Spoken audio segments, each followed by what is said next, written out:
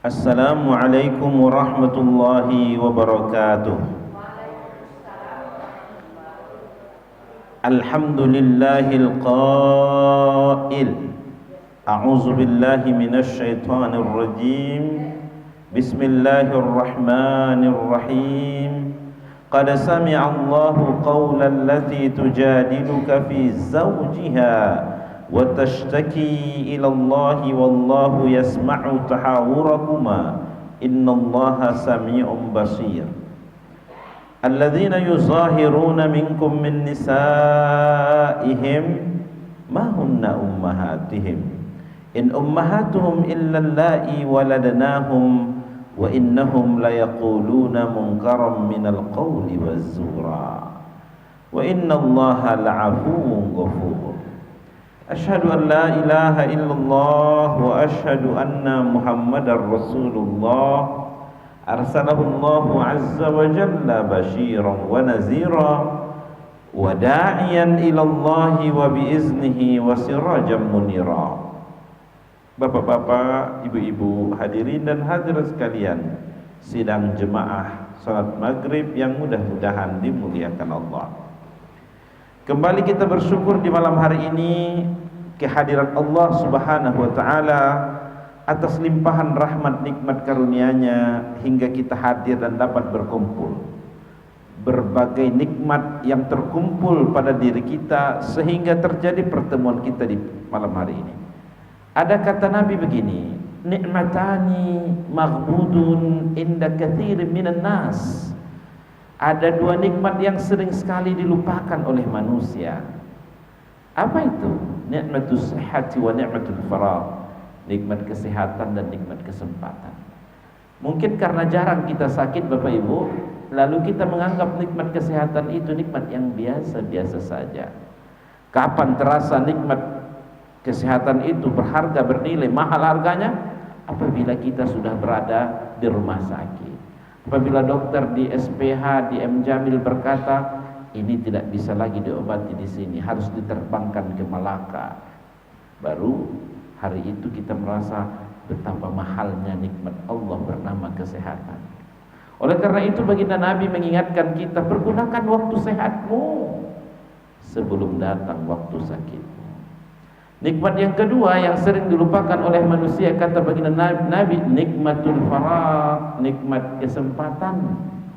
Mungkin karena banyak waktu kita luang, suka kita melalaikan waktu sehingga tidak menganggap nikmat kesempatan itu nikmat yang mahal, berarti dan berharga. Kapankah terasa nikmat kesehatan itu berharga dan bernilai?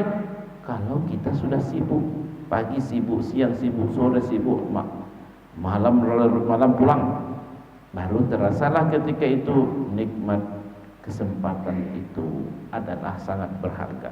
Oleh karena itu baginda Nabi mengingatkan kita, pergunakan waktu sempatmu sebelum datang waktu sempitmu.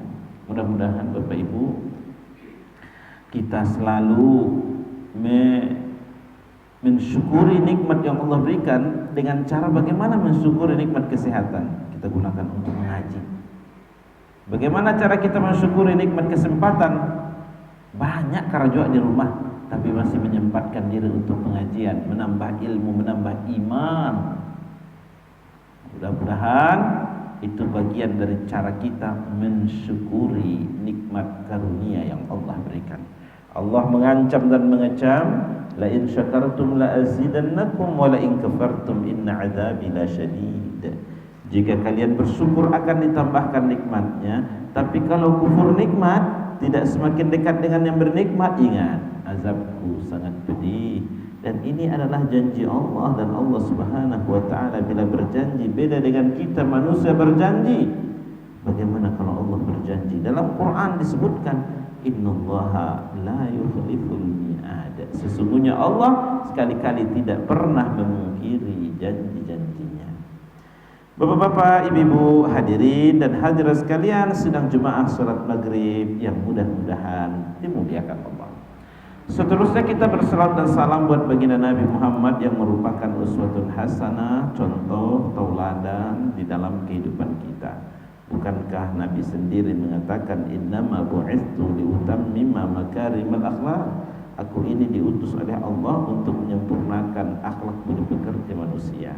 Allah berfirman di dalam Quran, laqad kana lakum fi rasulillahi uswatun hasanah. Sungguh terdapat pada diri Nabi Muhammad itu contoh dan tauladan terbaik. Bapak Ibu, semoga kita menjadi satu di antara pengikut setia baginda Nabi yang insyaallah akan bertemu dengannya di surga. Amin ya rabbal alamin. Bapak-bapak, ibu-ibu, hadirin dan hadirat sekalian, sidang jemaah salat maghrib yang mudah-mudahan dimuliakan Allah. Setiap kita yang hadir di mushola ini memastikan bersama kita ada niat yang tulus, niat yang ikhlas karena Allah. Ketulusan hati, keikhlasan jiwa kita, niatnya lillahi ta'ala. InsyaAllah duduknya kita di sini di mushola ini InsyaAllah ba'da maghrib ini akan dinilai sebagai ibadah. Ketulusan hati, keikhlasan jiwa kita, niatnya lillahi ta'ala, insyaallah dampak dan efeknya akan mampu memperberat timbangan pahala amal soleh kita. Baginda Nabi Muhammad pernah bersabda, innamal a'malu binniyat wa innama likulli imri'in ma nawa. Setiap amal, perbuatan, apapun kegiatannya sangat tergantung pada apa yang diniatkan oleh seseorang. Pastikan Bapak Ibu, kita berada pada niat yang tulus, yang ikhlas karena Allah, bukan karena niat yang lain-lain. Kita ulangi kembali, kalaupun mungkin dulu pernah saya menyampaikan, kajian kita pada malam ini akan berinteraksi dengan ayat-ayat firman-firman Allah pada surah Al-Mujadalah. Ya, Al-Mujadalah tadi sudah kita bacakan ayatnya dari ayat pertama yang asbabun nuzulnya, background ayat-ayat ini diturunkan oleh Allah. Ada ibu-ibu dulu di zaman Nabi namanya Khawlah bintus Samit. Ibu Khawlah ini baru saja dizihar oleh suaminya.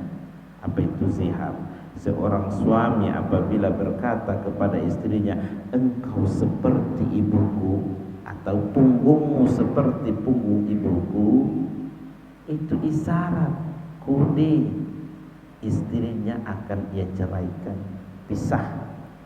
Maka oleh karena itu tidak boleh lagi sang suami yang menzihar istrinya ini mendekat-dekat, apalagi berhubungan, tidak boleh. Kalau ingin mendekat dan berhubungan maka bayar denda. Merdekakan budak, puasa 2 bulan berturut-turut, atau memberi makan 60 orang fakir miskin.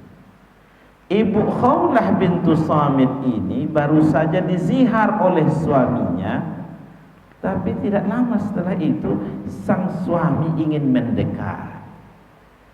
Sama orang talak lah keluar kata-kata tu cinta ibu, sehingga menyesal bisa diulang tak itu. Tapi Ibu Khawlah ini dia mengerti tentang hukum. Oh, tidak bisa ketika sang suami datang untuk menggaulinya, tidak boleh. Ini perlu dikonsultasikan dulu ini kepada Nabi. Tidak bisa. Lalu Ibu Khawlah ini pergi ke rumah Nabi. Tentu Nabi tidak bersendirian. Nabi Muhammad ditemani oleh istrinya Aisyah radhiyallahu anha. Ada Ibu Khawlah, ada Nabi Muhammad, ada Aisyah. Ibu Khawlah menceritakan ini masalah keluarganya. Ba'aka tentu ikut aibku, privasi keluarga. Itu tidak lo kue-kuenya menyampaikan, tidak pakai mikrofon lo. Tetapi Aisyah yang berada di dekat itu, dia berkomentar, tidak tentu dia buahnya apa yang dikomunikasikan. Saya tidak mengetahui apa perbincangan mereka, padahal hanya sekian meter saja kan. Bapak Ibu yang dimuliakan Allah, tiba-tiba Allah Subhanahu wa taala menurunkan ayatnya, qad sami'a Allahu qawlan lati tujadiluka fi zawjiha wa tashtaki ila Allah wallahu yasma'u tahawurakuma.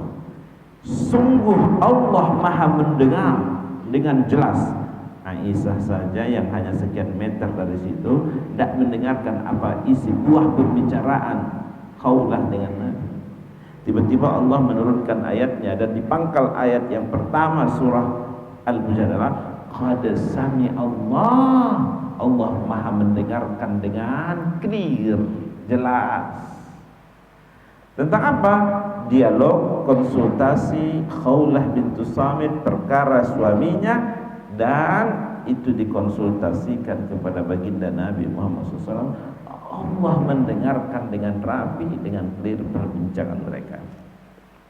Bapak Ibu, jadi ada dua topik besar dalam pembicaraan kita pada saat ini berdasarkan surah Al-Mujadalah. Yang pertama, persoalan hukum. Apa yang harus dilakukan oleh Khawlah bintu Samit ketika ia berkonsultasi kepada baginda Nabi tentang suaminya ingin menggaulinya, ingin mendekatinya kembali, padahal sudah melakukan zihar sebelumnya. Itu persoalan hukum, itu nanti ada jawabannya pada ayat-ayat berikut. Yang kedua, tema utama dari pembahasan kita, ingin Allah menjelaskan keagungan dan kekuasaannya. Ya, jadi yang ada adalah di sana Khawlah bintu Samit, ada Nabi Muhammad, ada juga Aisyah. Sementara Aisyah tidak mendengarkan pembicaraan, ya, tetapi justru Allah hadir di situ dan menyatakan ayatnya, qad sami Allah maha mendengarkan perdialogan, perbincangan. Oleh karena itu baginda Nabi mengingatkan kita supaya bertakwalah kepada Allah di mana saja berada, karena ilmu Allah meliputi seluruhnya. Ittaqullaha haitsuma kunta. Bertakwalah kepada Allah, takutlah kepada Allah di mana saja kalian berada. Bapak Ibu hadirin dan hadirat sekalian yang dimuliakan Allah, kita masuk pada topik pembahasan yang pertama. Apa pembahasan yang pertama? Masalah hukum. Bagaimanakah hukumnya si suami Khawlah yang menzihar istrinya?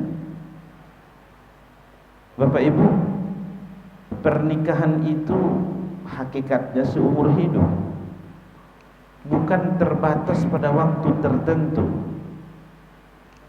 Kalau tak percaya Pak Bu, cari balik buku nikah, ada tak tertulis di situ masa expire tanggal sekian, belum ada.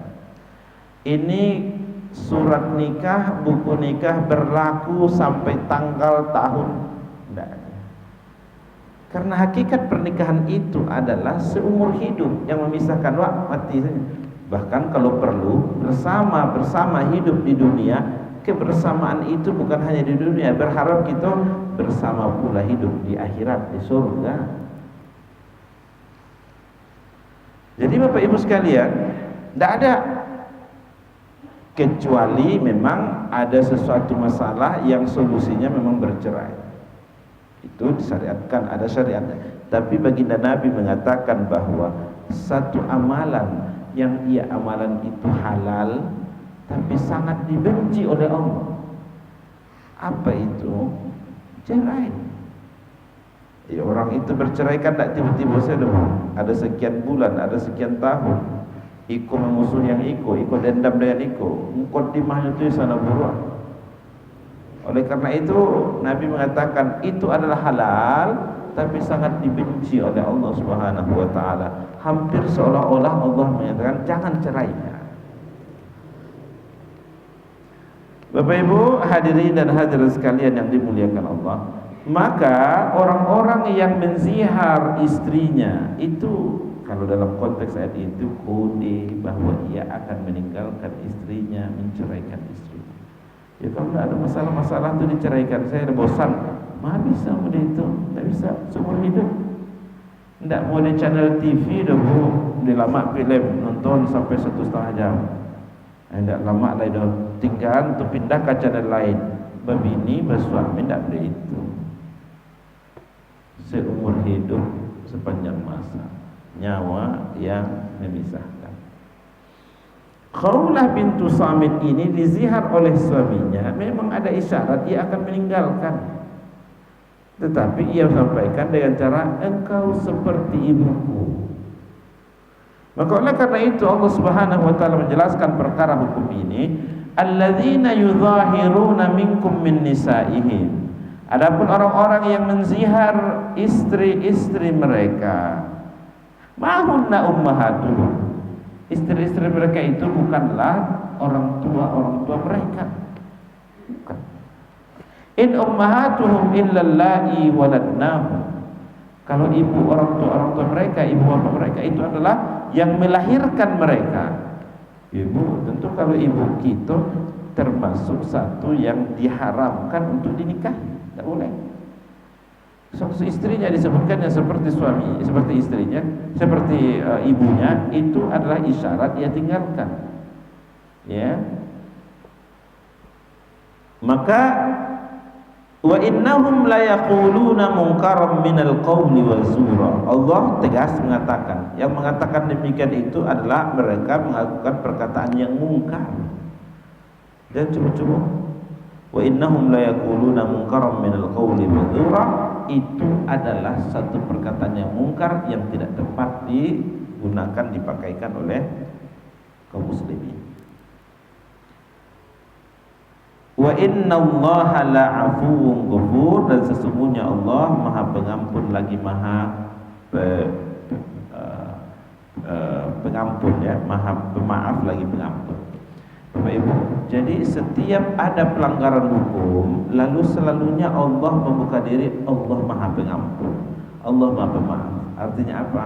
Selagi kita punya kesadaran di dunia ini atas dosa-dosa yang kita lakukan, Allah pintu taubatnya, pintu istighfar terbuka luas. Terbuka luas. Begitu besarnya ampunan Allah Subhanahu wa taala itu. Kemudian suaminya Khawlah ini sudah dia keluarkan zihar, tapi ingin mendekati istrinya kembali. Maka tidak boleh, harus ada konsekuensi yang harus dilakukan. Ayat yang berikutnya, walladzina yuzahiruna min nisaihim, adapun orang-orang yang menzihar istri-istri mereka, menyamakannya istrinya dengan ibunya. Tsumma ya'uduna lima qalu, lalu mereka berkeinginan untuk kembali, seperti kisah yang tadi kan, maka hukumannya adalah fatahriru raqabah, memerdekakan budak. Kamu dicari budak zaman kini tidak ada, susah. Apalagi setelah hak azazi manusia mengeluarkan poin-poinnya, mengatakan bahwa konsensus bersama setiap anak yang dilahirkan itu merdeka, bebas dia. Oleh karena itu, tsumma ya'uduna fatahriru raqabah, memerdekakan budak. Kalau ingin kembali balik kepada istrinya, sudah mengeluarkan kata-kata tadi itu, maka wajib untuk ia memerdekakan budak. Tapi memerdekakan budak apa? Lalu caranya tidak ada lagi perbudakan sekarang. Ya, oleh karena itu Allah Subhanahu wa taala mengatakan pada ayat berikutnya, faman lam yajid, tidak ditemui. Katanya di Jambi ada budak-budak Jambi, tanya ke orang kayaknya, mat, budak-budak itu Abu Bali untuk dimerdekakan. Tidak ada di sini yang tidak merdeka. Semuanya adalah merdeka. Kemudian di zaman Nabi dulu, setiap pelanggaran dosa besar itu banyak sekali, dendanya adalah memerdekakan budak. Memerdekakan budak. Di antara hikmahnya oleh para ulama, itulah cara Allah untuk menghilangkan perbudakan di atas permukaan bumi, sehingga tidak nampak gitu. Susah. Kalau tidak dapat memerdekakan budak, maka kepada yang melanggar aturan tadi itu melakukan hal berikut. Faman lam yajid fasiyamu syahraini mutatabi'ain. Bila tidak dapat yang tadi merdekakan budak, maka puasa 2 bulan berturut-turut. Kalau 2 bulan tentu 60 hari. Hari ke-58 batal, ulang lagi 2 bulan berturut-turut.